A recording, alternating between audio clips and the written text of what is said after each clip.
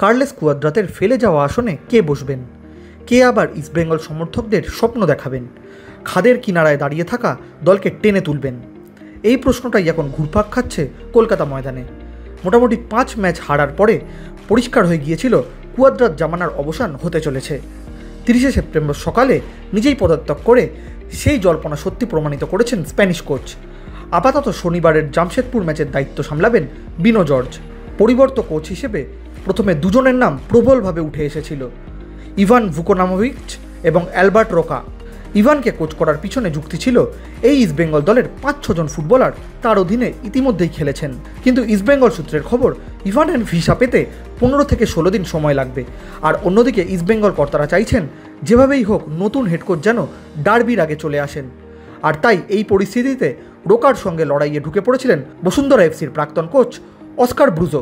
এই স্প্যানিশ এর আগেও ভারতে কোচিং করিয়ে গেছেন। শুক্রবার সকাল পর্যন্ত যা পরিস্থিতি তাতে রোকার থেকে লড়াইয়ে এগিয়ে রয়েছেন তিনি।